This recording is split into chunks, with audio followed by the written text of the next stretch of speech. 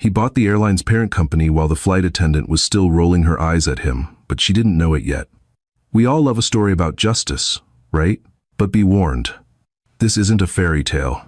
This is the brutal, true-to-life account of Damon Ridge, a man who turned a disrespectful first-class crew into a corporate memory with a single phone call. But when you play God with people's lives, the universe has a funny way of hitting back. Watch until the very end, because the karma in this story, it doesn't just burn the bad guys, it scorches the earth. This is the story of Flight 402. The rain at JFK International Airport was relentless, hammering against the floor-to-ceiling glass of Terminal 4 like handfuls of gravel. It was the kind of gray, miserable New York afternoon that made everyone aggressive, from the TSA agents barking about laptops to the business travelers checking their Rolexes every 30 seconds. Damon Ridge stood in the priority queue for Stratton Airways, Flight 402 to London Heathrow. He didn't look like the other passengers in line. The man behind him, a nervous-looking hedge fund type named Victor Penhaligon, was wearing a bespoke Savile Row suit that probably cost more than a Honda Civic. The woman in front was dripping in Louis Vuitton, clutching a passport holder that screamed old money. Damon? Damon was wearing a faded, oversized black hoodie, gray sweatpants that had seen better days, and a pair of beat-up Jordan 4S. He had noise-canceling headphones around his neck and a black duffel bag slung over one shoulder. To the untrained eye, he looked like a tired backup dancer or perhaps a tech intern who had overslept. To the trained eye, however, the details were there. The watch peeking out from the fraying sleeve of his hoodie was a Patek Philippe Nautilus with a Tiffany dial, a piece you couldn't buy just because you had money. You had to be chosen to buy it. The duffel bag wasn't canvas. It was rare, ethically sourced bison leather from a boutique in Montana that didn't have a website. But Connor Jenkins, the lead purser for Stratton Airways, didn't have a trained eye. She had a schedule, she had a headache, and she had a bias she had never bothered to check. "Zone 1 only, sir," Connor said, her voice cutting through the ambient noise of the terminal. She didn't look him in the face. She was looking past him, smiling beamingly at Victor Penhaligon behind him. Damon didn't move. He held out his phone, the QR code for his first-class boarding pass glowing on the screen. "I know," he said, his voice a deep, gravelly rumble. He was exhausted. He had just spent 72 hours in negotiations regarding a lithium supply chain in Nevada. He didn't want to fight. He wanted sleep. Connor finally looked at him. Her eyes scanned him up and down, lingering on the sweatpants with a look of undisguised distaste. She put a hand on her hip, blocking the entrance to the jet bridge. "Sir, I don't think you heard me," she said, raising her volume so the passengers behind him could hear. A few heads turned. "This lane is for first class and Diamond Medallion members only. Economy boarding is in Zone 4, which will be called in 20 minutes. Please step aside so these passengers can board." Damon sighed, a long exhale that puffed out his cheeks. "I'm in seat 1A, he said calmly. "Scan the code." "Sir, if you don't step aside, I'm going to have to call security," Connor snapped. "We have a strict dress code for the first-class lounge and cabin, and frankly, you're holding up the line." Victor, the man in the suit behind Damon, cleared his throat. "Excuse me, miss. I think if you just scan his—" "I've got this, sir. Thank you," Connor interrupted Victor with a sickly sweet smile before turning her glare back to Damon. "Last warning." Damon looked at her. Really looked at her. He memorized the way her name tag sat slightly crooked on her blazer. He noted the name, Connor Jenkins. He noted the other gate agent, a younger man named Kevin, who was watching with wide, panicked eyes but saying nothing. Damon didn't argue. He didn't pull the "do you know who I am" card. That card was for insecure men. Damon knew exactly who he was. He stepped out of the line. "Thank you," Connor huffed, rolling her eyes. She gestured to Victor. "Right this way, Mr. Penhaligon. So sorry for the delay." Damon stood by the wall, leaning against the cold glass, watching. He waited until every single first-class passenger had boarded. He waited until Zone 2 boarded, then Zone 3. Finally, when Zone 4 was called the chaotic crush of families and backpackers, Damon walked up to the economy counter. Kevin, the young agent, was scanning passes. He saw Damon approaching and swallowed hard. "Boarding pass?" Kevin asked, his voice trembling slightly. Damon held out his phone again. 1A. First class. Kevin stared at the screen. The machine beeped a confirmative, happy green tone. Priority passenger. Mr. Ridge? Kevin stammered. You're in first. Why are you boarding with Zone 4? Ask your colleague, Damon said softly. Is the plane full? Completely, sir. Except for... Well, seat 1A is empty waiting for you. Good, Damon said. Let's go.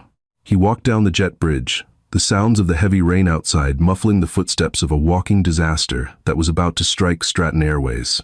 The atmosphere inside the first-class cabin of the Airbus, a 350, was serene. Soft jazz played, the lighting was a warm amber, and champagne flutes were already clinking. When Damon walked in, the atmosphere shifted. It was subtle, like a drop in cabin pressure. Heads turned. The wealthy elite of the transatlantic corridor saw a large black man in a hoodie walking into their sanctuary, and the collective clutching of pearls was almost audible. Damon found seat 1A. It was a suite, really sliding doors, a lie-flat bed, massive screen. He threw his duffel bag into the overhead bin. Excuse me. It was Connor again. She was coming down the aisle from the galley, holding a bottle of Dom Perignon. She stopped dead when she saw him settling into the leather seat. Sir, you cannot just sit wherever you like, she hissed, lowering her voice but keeping the intensity high. I told you at the gate. And the gate agent scanned my pass, Damon said, buckling his seatbelt. He didn't look at her. He pulled out his phone and started typing a message. Check your manifest, Connor. Connor's face flushed a deep, blotchy red. She marched to the galley, snatched up the passenger manifest tablet, and jabbed at the screen. Her finger froze. 1A, Ridge, Damon. Status, invitation only, global key. It was the highest status tier. It was a tier that didn't officially exist on the website. It was for heads of state, royalty, and owners. She stared at the tablet, then back at Damon. A smart person would have apologized immediately. A smart person would have offered him the bottle of champagne and begged for forgiveness. Connor Jenkins was not having a smart day. She felt humiliated. She felt like this man in the hoodie had tricked her, had tried to make her look stupid. Her ego, bruised and defensive, doubled down. She walked back to 1A. She didn't offer a drink. She didn't offer a hot towel. She simply leaned in, her voice dripping with malicious compliance. Mr. Ridge, she said, her tone flat. Please ensure your bag is completely stowed, and take your headphones off during the safety briefing. I won't ask twice. Damon looked up. Are you going to offer me a pre-departure beverage, Connor? We are currently busy preparing the cabin for departure, she lied. I'll serve you once we are in the air. If there's time. She turned around and immediately poured a glass of champagne for the man in 1B, laughing loudly at a joke he made. Damon watched this. He didn't get angry. He didn't yell. He felt a cold, calculated calm wash over him. It was the same feeling he got right before he hostile takeover a failing logistics company in 2018. He opened the Notes app on his iPhone. He created a new note titled, Stratton Airways, Flight 402, Personnel Review. He typed, Connor Jenkins, Lead Purser, Denied Boarding Access, Refused Service, Discriminatory Tone, Status, Terminate. But it wasn't enough. Firing her was too easy. Firing her was a slap on the wrist. Damon wanted to know why the culture of this airline allowed a Connor Jenkins to exist. The plane pushed back from the gate. The captain's voice crackled over the intercom. Good afternoon, ladies and gentlemen. This is Captain Richard Sherry from the flight deck. We're looking at a smooth ride to London today. Flight time of 6 hours and 20 minutes. We'd like to extend a special welcome to our frequent flyers. Captain Sherry walked out of the cockpit to use the forward lavatory while the plane was taxiing, a violation of protocol, but Sherry was a senior pilot who did what he wanted. He saw Connor in the galley. Rough load? Sherry asked, glancing at the cabin. You have no idea, Connor whispered, gesturing toward 1A. Got some wrapper or something in the first suite. Attitude problem. Keep the seatbelt sign on for him, will you? Sherry chuckled. A thick boys' club sound. One of those, huh? Don't worry, Connor. I'll make sure he stays in his seat. We'll hit some unexpected turbulence if he gets up. Damon heard it. The suite walls were thin, and they were standing right outside his pod. He added to his note, Captain Richard Sherry. Conspiracy to harass passenger. Unprofessional conduct. Safety protocol violation. Status: terminate. The engines roared to life. As the plane hurtled down the runway, pushing Damon back into his seat, he wasn't thinking about London. He was thinking about the in-flight Wi-Fi. Stratton Airways was a subsidiary of Global Transit Holdings, a publicly traded conglomerate. Damon knew this because he had shorted their stock 3 years ago. But he also knew something else. Global Transit Holdings was currently in a fragile liquidity position. They were looking for a white knight investor to save them from a hostile bid by a Chinese consortium. Damon reached into his pocket and pulled out a small, encrypted, satellite hotspot device, a backup in case the plane's Wi-Fi was blocked. As soon as the chime dinged 10,000 feet, Damon connected. He didn't go to Netflix, he didn't go to Spotify. He opened his secure email client and drafted a message to his personal broker, a shark named Elias Thorne who operated out of a glass tower in Zurich.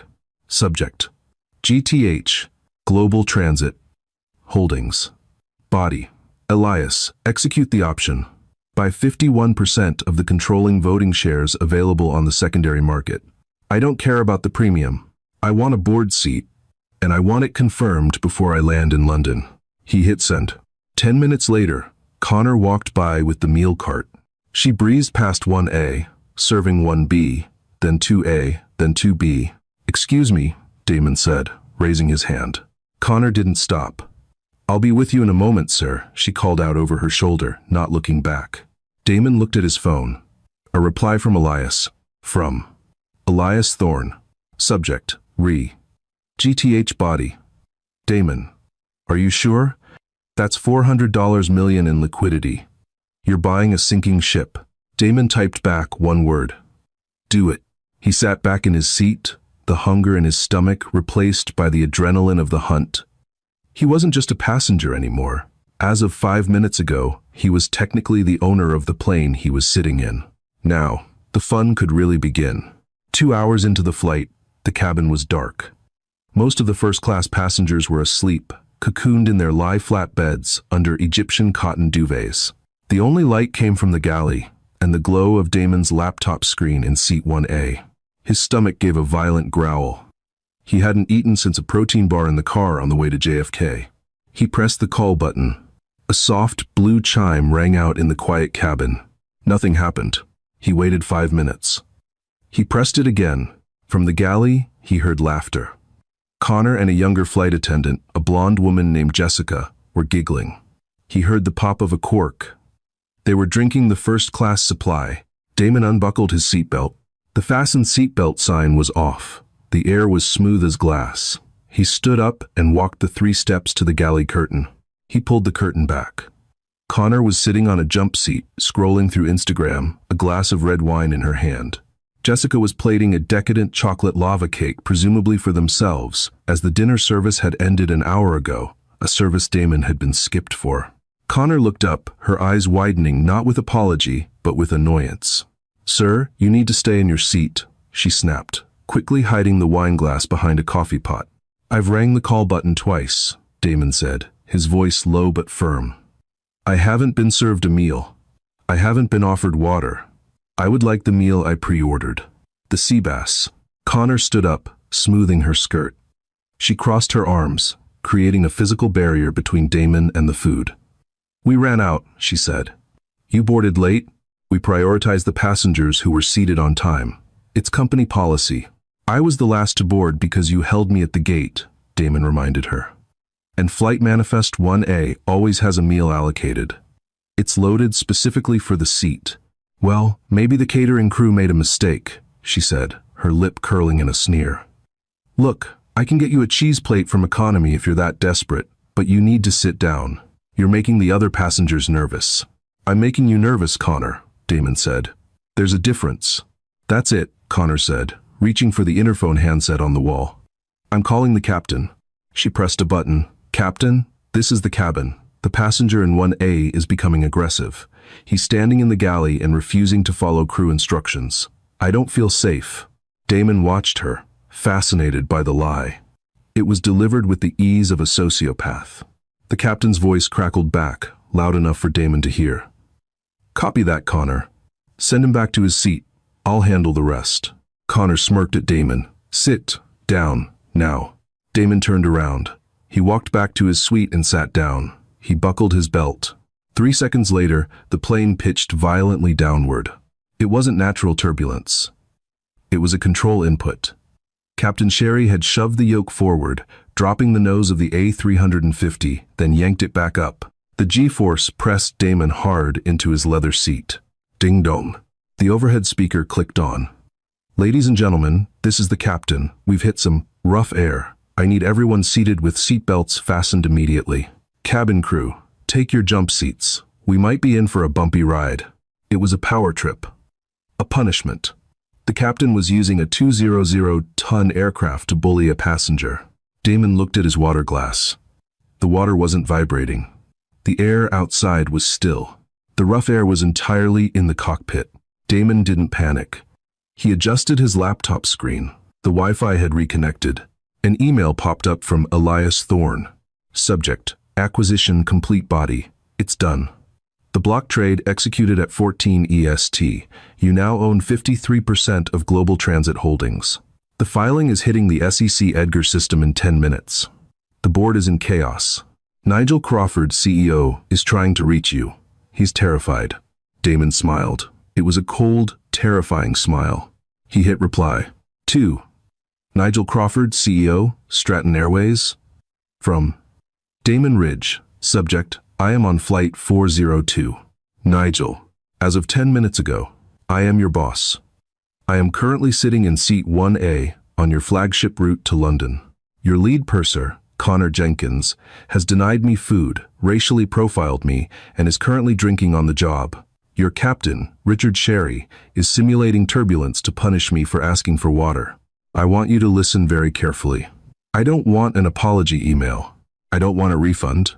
I want you at Heathrow, Gate 24, with the legal team and the airport police.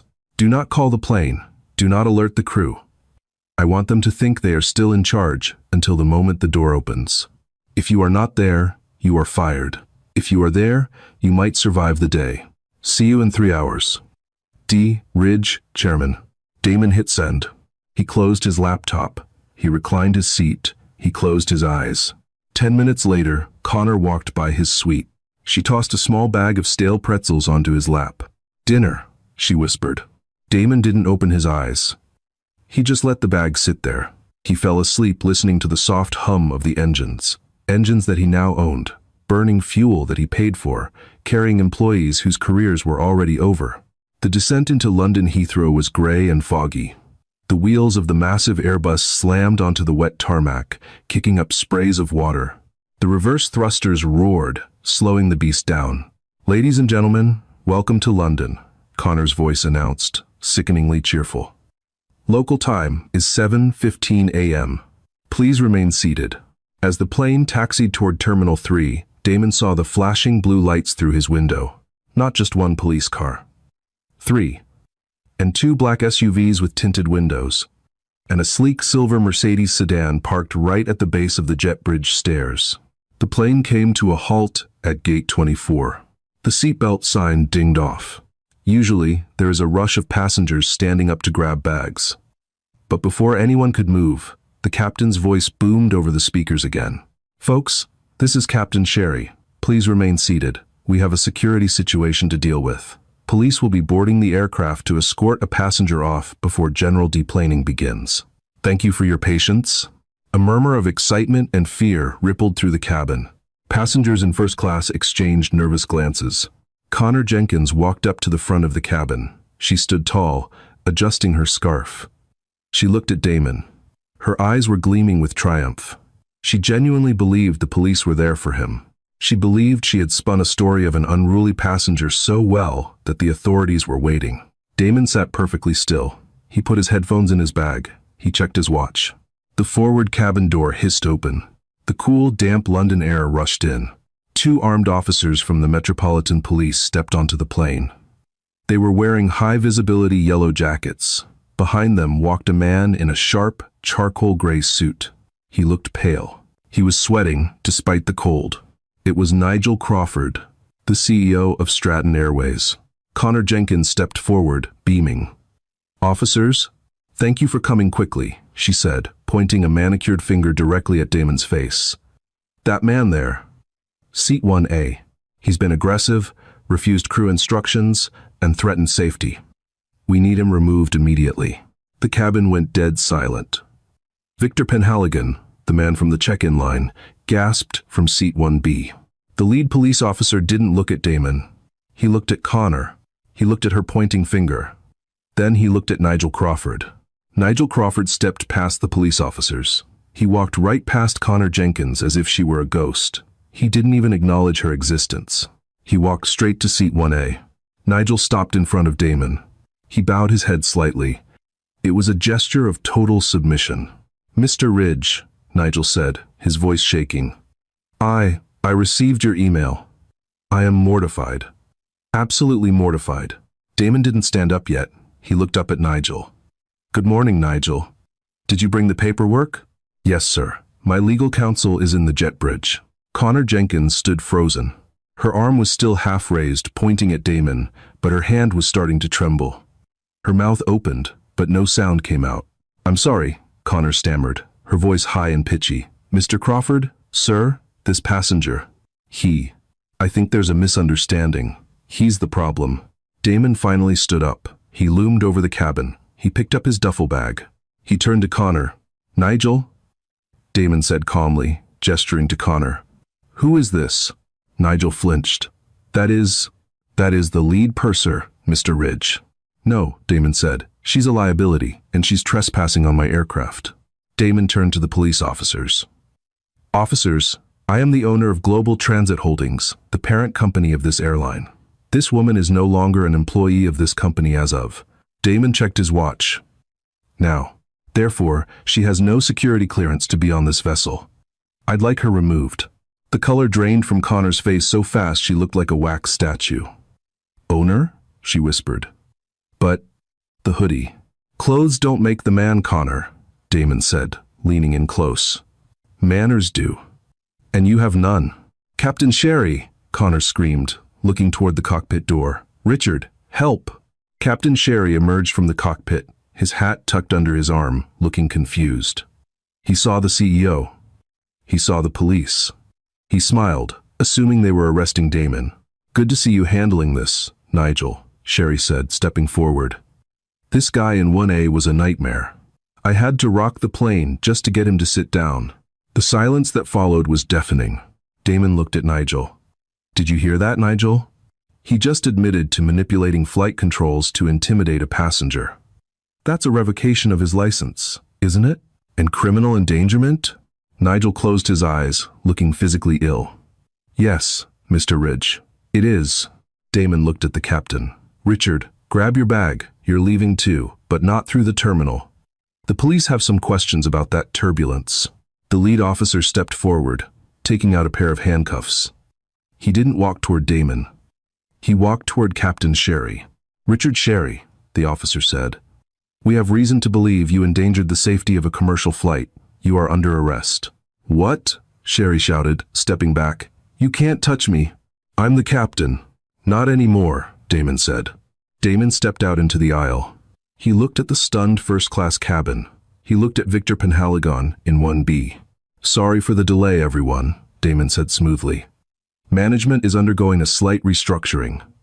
Drinks are on the house for the inconvenience. He walked toward the door. Nigel Crawford scrambled to follow him like a puppy. Mr. Ridge, Nigel panted. The car is waiting. We have the board meeting set for 9 a.m. Damon stopped at the door. He turned back to Connor Jenkins. She was crying now, mascara running down her face, realizing that her pension, her career, and her reputation were evaporating in real time. Connor, Damon said. She looked up, hope in her eyes. Maybe he would show mercy? Don't forget to clean up seat 1A, Damon said. I left a bag of pretzels there. They were stale. He walked out onto the jet bridge, into the London fog. But the destruction wasn't over. Damon didn't just want to fire them. He wanted to make sure that what happened on Flight 402 became a case study in every business school in America. He had a meeting with the board, and he was about to bring a sledgehammer to the glass ceiling. The convoy of black SUVs didn't head to a hotel. They tore through the M4 motorway, weaving through the morning London traffic with a police escort that Nigel Crawford had frantically arranged to appease his new boss. They were heading to Canary Wharf, specifically the 45th floor of One Canada Square, the headquarters of Global Transit Holdings. Inside the lead vehicle, the silence was suffocating. Nigel sat on the edge of his leather seat, clutching a tablet, his knuckles white. Damon was sprawled comfortably on the other side, looking out the window at the gray skyline, still wearing his hoodie and sweatpants. "The board is waiting, Mr. Ridge," Nigel said, his voice cracking. They aren't happy. Lord Harrington was in the middle of a fox hunt when I called him. He's furious about the interruption." Damon turned his gaze from the window to Nigel. "Lord Harrington? That's the chairman?" "Yes, Archibald Harrington. He's old school. Very old school. He's the one who instituted the appearance standards policy that your flight attendants use to discriminate against passengers, isn't he?" Nigel swallowed hard. I believe he signed off on it, yes." "Good," Damon said. "I look forward to meeting him." When they arrived at the tower, the lobby security guards stepped forward to stop Damon. It was a reflex. They saw a black man in a hoodie entering a high-security financial building. Before they could speak, Nigel Crawford practically threw himself in front of them. "He's with me. Stand down. That is the chairman," Nigel shouted, his voice echoing off the marble walls. They took the private elevator. The numbers climbed. 10, 20, 30, 45. The doors opened directly into the boardroom antechamber. It was a space of mahogany, polished brass, and oil paintings of dead white men who had built the company on colonial trade routes. Inside the main boardroom, 12 people sat around a table that cost more than a house. They were the board of directors. Men in pinstripe suits, women in pearls. At the head of the table sat Lord Harrington, a man in his 70s with a face like crumpled parchment and eyes like flint. He was drinking tea from a china cup. When the doors opened, he didn't look up. "Nigel," Harrington barked, "this better be good. You interrupted my weekend, and who is this vagrant you've brought in?" The room went silent. The other board members stared at Damon with open hostility. Damon walked into the room. He didn't take a guest seat. He walked to the opposite end of the long table, facing Harrington. He placed his duffel bag on the polished mahogany with a heavy thud. "My name is Damon Ridge," he said. His voice wasn't loud, but it carried a weight that made the air in the room feel heavy. "And this vagrant just bought 53% of your company." Harrington scoffed, setting his cup down. "Don't be absurd. We are a publicly traded entity, but the voting shares are locked in a trust. You can't just buy them." "You're referring to the Class B shares," Damon said, pulling a folded document from his hoodie pocket, "which were leveraged against a loan from the Bank of Zurich 3 years ago to cover your losses in the fuel hedging market. A loan that went into default 48 hours ago." Damon slid the paper down the table. It spun across the smooth surface and stopped perfectly in front of Harrington. "I bought the debt," Damon said. "And I executed the conversion clause. I own the trust. I own the shares. I own the chair you're sitting in, Archibald." Harrington picked up the paper. His hands started to shake. He read the lines. He read the signature from the Bank of Zurich. He looked up, his face pale. This is a hostile takeover," Harrington whispered. "No," Damon corrected. "This is an eviction." Damon walked around the table. He moved slowly, like a predator circling trapped prey. "I just flew in on Flight 402, Damon said, addressing the room. "Do you know what I experienced? I experienced a culture of rot. I saw a crew that was more interested in status than service. I saw a captain who used his aircraft as a weapon of intimidation. And I saw a check-in agent who thought my money wasn't green enough because I wasn't wearing a suit." He stopped behind Nigel Crawford's chair. Nigel flinched. "A company's culture comes from the top," Damon said. "You, the board, have allowed this. You've focused on dividends and cost-cutting while your brand rots from the inside out. You've hired racists and empowered bullies because it was cheaper than training them properly." Damon reached into his bag and pulled out his laptop. He connected it to the room's main screen. "This," Damon said, "is a recording of the cockpit voice recorder from Flight 402. I had my team pull the digital uplink while we were taxiing." He pressed play. The room filled with the sound of Captain Sherry's voice. "Got some rapper or something in the first suite. Attitude problem. We'll hit some unexpected turbulence if he gets up. Then, Connor's voice. I can get you a cheese plate from Economy if you're that desperate. The board members shifted uncomfortably. This wasn't just bad service. It was a PR nuclear bomb. This audio, Damon said, pausing the track, is going to the Civil Aviation Authority. And the press. You can't, a board member shouted. The stock will tank. We'll lose everything. I don't care about the stock price today, Damon said coldly. I care about the value 5 years from now. And to build that, I need to burn this field so I can replant it. He looked at Harrington. Archibald, you're fired. Effective immediately. You will forfeit your severance package due to gross negligence in oversight. You can't do that. Harrington spluttered, standing up. I'll sue. Go ahead, Damon smiled. Discovery will be fun. I'll subpoena every email you've sent in the last 10 years. I wonder what we'll find? Harrington sat back down, defeated. He knew exactly what they would find. The rest of you, Damon said, looking at the other 11 members. You have 2 choices. Resign today, quietly, and keep your pensions. Or stay, and I will personally audit every expense report, every client dinner, and every side deal you've ever made. And if I find 1 cent out of place, I will prosecute. It took less than 30 seconds. One by one, the hands went up. Resignation. Resignation. Resignation. Damon nodded. Smart choice. He turned to Nigel Crawford. Nigel was shaking, waiting for the axe to fall. Nigel, Damon said. Yes. Yes. Mr. Chairman, you're not fired, Damon said. Nigel let out a breath he had been holding for an hour. Thank you, sir. Thank you. Don't thank me, Damon said. You're keeping your title, but you have no power. You are going to be the face of the apology tour. You are going to go on every news channel, every morning show, and explain how you let this happen. You are going to take the heat. You are going to be the punching bag for the entire world. Damon leaned in close. And if you do a good job, if you convince them that we are changing, I might let you keep your bonus next year. Do we understand each other? Crystal clear, sir, Nigel whispered. Good, Damon said. Now get out. I have a company to run. As the board members shuffled out of the room, clutching their briefcases like life rafts, Damon sat down at the head of the table. He was alone in the massive room. He looked out the window at the sprawling city of London. He picked up the phone on the conference table. Get me HR, he said, and get me the best diversity and inclusion firm in Europe. We have work to do. Karma, when it finally hits, does not tap you on the shoulder. It kicks down the door. For Connor Jenkins and Captain Richard Sherry, the fallout was swift, public, and absolutely devastating. The story broke on a Tuesday, 3 days after the flight. Damon hadn't leaked the audio yet, but he didn't have to. A passenger in seat 2A, a tech blogger named Miles, had filmed the arrest.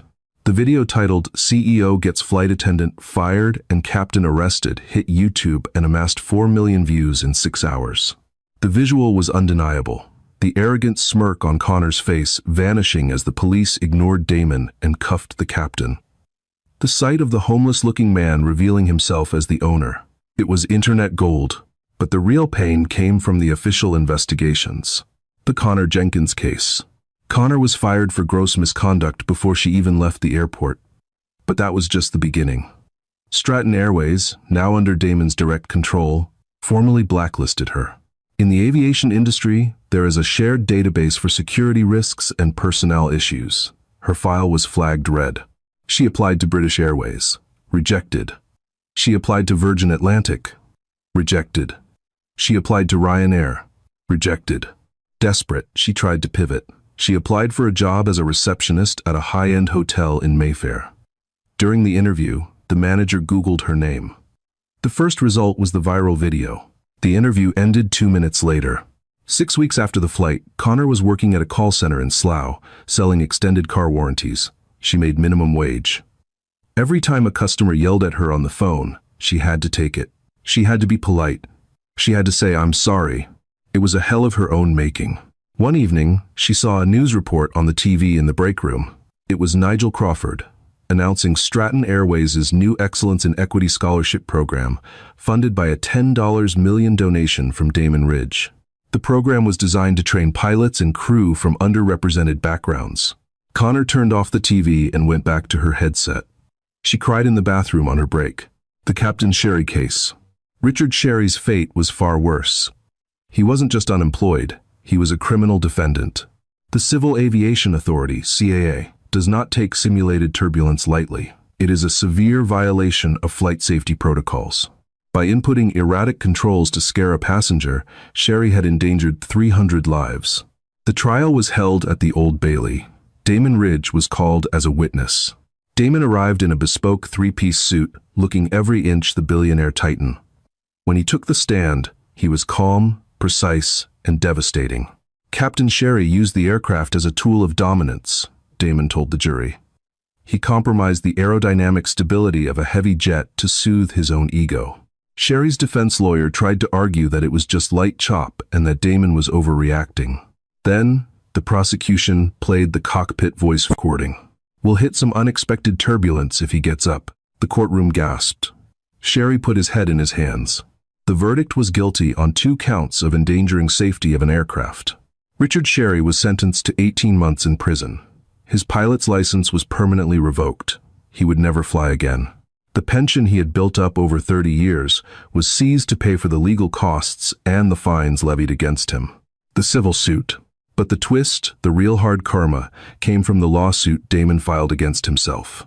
It was a legal maneuver that confused everyone at first. Damon Ridge, as an individual, sued Stratton Airways, the company he owned, for racial discrimination and distress. Why? Because by suing his own company, he forced a discovery phase that opened up all the company's internal emails for the last 10 years to the public record. He exposed everything. He released emails from previous HR directors mocking minority applicants. He released memos from Lord Harrington about keeping the cabin purity. He aired the company's dirty laundry for the entire world to see. The stock price tanked initially, dropping 40%. The media called him crazy. "He's destroying his own investment," the Financial Times wrote. But Damon wasn't destroying it. He was lancing a boil. He settled the lawsuit for $50 million. And then, in a stroke of genius, he announced that the entire $50 million settlement would be reinvested back into the company to completely overhaul the training, pay raises for the ground staff, and new uniforms.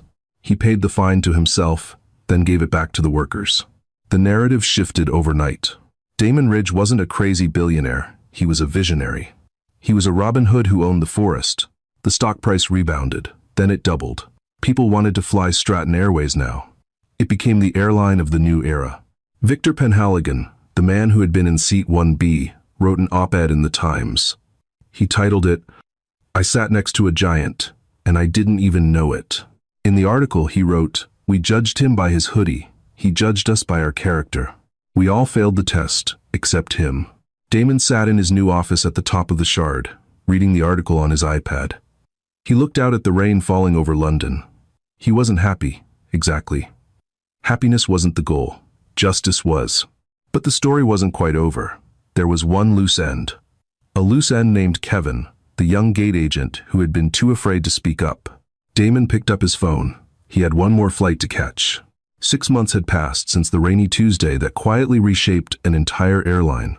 JFK International Airport's Terminal 4 had always been a place of tension, a restless hive of exhausted travelers, frantic announcements, and barely concealed impatience. But lately, something had changed. The harsh fluorescent lighting had been replaced with softer tones. The news channels that once screamed about market crashes and political scandals had been swapped for calming visuals of oceans and forests. Gentle instrumental music floated through the air. It wasn't advertised. It wasn't announced. But everyone felt it. The terminal breathed easier now. Kevin Miller stood behind the sleek marble podium at Gate B24, adjusting his navy blue tie for the 3rd time in 5 minutes. The counter beneath his hands was cold and flawless, nothing like the old chipped laminate desk he used to work behind. He felt older than his 24 years. Not physically. Mentally, the last 6 months had aged him in ways no calendar could measure. He had watched his company implode in real time. Headlines screamed about the Stratton purge. Executives were escorted out in handcuffs. Managers disappeared overnight. Entire departments were erased. LinkedIn became a graveyard of desperate, open-to-work posts. Kevin had survived. Barely. He checked his watch. 1:55 p.m. 5 minutes. His hands trembled, and this time, it wasn't from caffeine. It was from the email. It had arrived at 6 in the morning. From Office of the Chairman to Kevin Miller. Subject: Mandatory meeting. Location: Gate B24. Time: 14 East. No explanation. No HR copy. No reassurance. Just a summons. Kevin had stared at the screen in his Queens apartment for nearly an hour, sitting on the edge of his bed while his coffee went cold. He knew what it meant. Damon Ridge didn't forget, and Kevin had been there that day. He had seen everything. He had done nothing. "You okay, Kev?" He looked up to see Maria standing beside him, balancing a tablet under one arm. She was new, full of energy, still untouched by the cynicism that haunted most airport employees. Her uniform looked crisp. Her eyes were bright. "I'm fine," Kevin lied. "Waiting for the chairman?" she whispered. He nodded. "I heard he's terrifying." Kevin exhaled slowly. "He's precise." Before she could respond, the atmosphere shifted. It was subtle. A pause in footsteps. A dip in conversation. A collective intake of breath. At the far end of the concourse, people parted instinctively. 6 figures emerged. 2 security professionals in tailored suits. 2 executive assistants holding tablets. 1 logistics manager whispering into an earpiece. And in the center, Damon Ridge. He walked with unhurried authority, each step deliberate. Gone was the faded hoodie. Gone were the sweatpants. Today, he wore a custom navy suit that fit him like armor. His white shirt was open at the collar. No tie, no unnecessary display. Power didn't need decoration. But Kevin noticed something else. On Damon's feet, the same battered Jordan fears. Scuffed, worn, untouched by fashion. A reminder. "I remember where I came from. I remember what you did." The entourage stopped. Damon continued alone. 10 steps. 9. 8. Kevin's pulse thundered. 7. 6. 5. 4. 3. 2. 1. Damon stopped. Right in front of him. Kevin Miller. Kevin swallowed. "Mr. Ridge, it's been 6 months." "Yes, sir." "I've been busy," Damon said calmly, "rebuilding this company, cleaning house, rewriting policies, removing rot." Kevin nodded silently. "But I haven't forgotten you." There it was. Kevin gripped the edge of the counter. "I'm sorry," he blurted. "Before you say anything, I'm sorry. I knew it was wrong. I knew she was profiling you. I was scared. I didn't speak up." Damon tilted his head slightly. "Is that how you see it? Cowardice?" "Yes." "And how have you slept?" Kevin hesitated. "Badly." "Why?" "Because I kept my job, and she didn't, and I was part of it." Damon studied him. Then sigh hid. "I watched the tapes." Kevin froze. Camera 4. Right above this counter, frame by frame. Damon pulled out his tablet and turned it around. There they were, Connor yelling, passengers watching, Damon standing calmly. And Kevin. His younger self reached for the phone, lifted it, paused, lowered it. "You dialed the station manager," Damon said. "Extension 339. Kevin stared. "I didn't call." "You tried. That doesn't count." "It does to me." Damon took back the tablet. "There's a difference between cruelty and fear," he said quietly. "Connor enjoyed hurting people. You were afraid. Systems that punish honesty create silence, and silence creates monsters." He reached into his jacket, pulled out a black envelope, slid it across the counter. "I fired the bullies," Damon said. "I fired the opportunists. I fired the people who saw power as permission." Kevin stared at the envelope. "But I don't fire conscience." "Open it." With shaking fingers, Kevin broke the seal. Inside was an offer letter. Director of Client Advocacy and Internal Culture, North America. Reporting to Chairman. Base salary, $185,000 plus equity. His vision blurred. "I don't understand," he whispered. "I'm a gate agent." "I can hire MBAs anytime," Damon replied. "I can't teach integrity." He leaned closer. "Your job is to travel. Anonymously, observe. Find failures before they become scandals. Protect passengers. Empower employees. You'll find the next Connor, and you'll find the next Kevin, and you'll give them a voice." Tears filled Kevin's eyes. You're trusting me? You failed once, Damon said. You learned. That matters. He straightened. Am I wrong? Kevin inhaled deeply.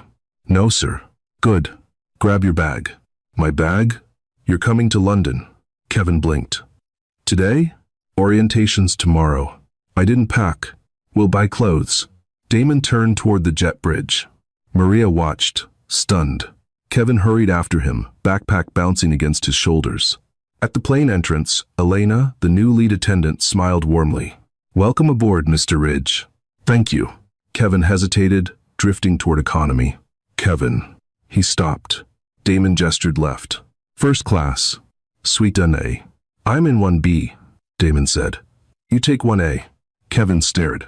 That seat started everything. Exactly. Test it, Damon smiled. Kevin stepped inside. Leather. Space. Silence. He sat, buckled. Damon settled beside him. Comfortable? Yes. Different.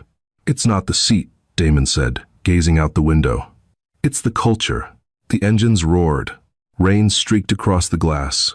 Kevin watched the ground fall away. For the first time in his life, he wasn't surviving. He was rising. Damon closed his eyes. The takeover was done. The profits were secured. But this, giving someone the chance to become better, that was legacy. The plane lifted. Flight 402 soared. And for the first time, everyone aboard truly flew first class. And that is the story of Flight 402. It started with a judgment in the rain and ended with a redemption in the clouds.